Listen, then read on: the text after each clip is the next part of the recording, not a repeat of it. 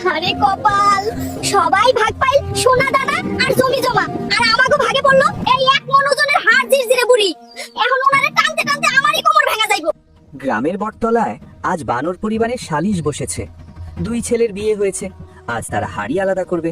জমি, গাছপালা, ঘরের থালা বাসন সব সমান দুই ভাগে ভাগ করা হলো।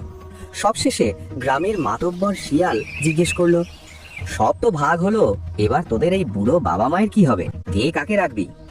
বড় ছেলে মুখ কাচুমাচু করে বলল, আমার তো সংসার বড়, আমি দুইজনের বোঝা টানতে পারবো না, আমি বাবাকে নেব, কারণ বাবা তাও একটু ক্ষেত খামারের কাজ দেখতে পারবে।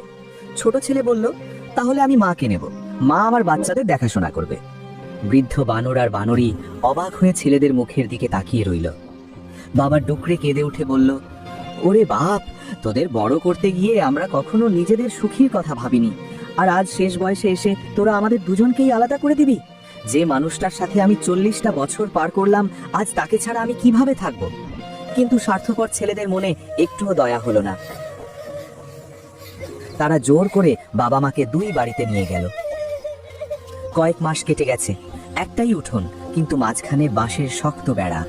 এক পাশে বড় ছেলের সংসারে থাকে বাবা,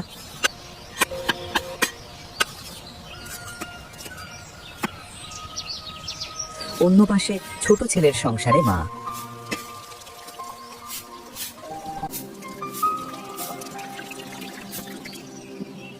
একদিন দুপুরে বড় ছেলে আর পুত্রবধূ ঘরে নেই। বৃদ্ধ বাবা না খেয়ে বারান্দায় বসে কাঁপছেন। হঠাৎ বাঁশের বেড়ার ফাঁক দিয়ে একটা কাঁপা কাঁপা হাত বেরিয়ে এলো। মা বানরী চুপি চুপি বেড়ার ওপাশ থেকে একটা পাকা কলা আর একটু গুড় বাবার দিকে বাড়িয়ে দিয়ে ফিসফিস করে বলল, ওগো শুনছো, সকালে কিছু খাওনি তো, এটা লুকিয়ে খেয়ে নাও। বাবা কলাটা না নিয়ে বেড়ার ফাঁক দিয়ে পরম মমতায় স্ত্রীর শুকনো হাতটা চেপে ধরল। তার দুই চোখ বেয়ে অঝরে পানি পড়ছে। বাবা কাঁদতে কাঁদতে বলল, আমি খাবো না গো, তোকে ছাড়া আমার গলা দিয়ে খাবার নামে না। এই বাঁশের বেড়া তোরা কেন দিলি রে বাপ? এর চেয়ে আমাদের একসাথে বিষ খাইয়ে মেরে ফেলতি। বেড়ার ওপাশ থেকে মা বানরীও আঁচল দিয়ে মুখ চেপে হাউমাউ করে কাঁদতে লাগলো। একই উঠোনে বসে দুইজন মানুষ, অথচ মাঝখানে এক নিষ্ঠুর বেড়া তাদের আলাদা করে রেখেছে। বাবা মা কোনো পৈতৃক সম্পত্তি নয় যে তাদের ভাগ বাটোয়ারা করা যায়। যে বাবা মা সারা জীবন এক ছাদের নিচে কাটিয়ে সন্তানদের বড় করে, শেষ বয়সে তাদের আলাদা করে দেওয়ার চেয়ে বড় পাপ আর কিছুই নেই।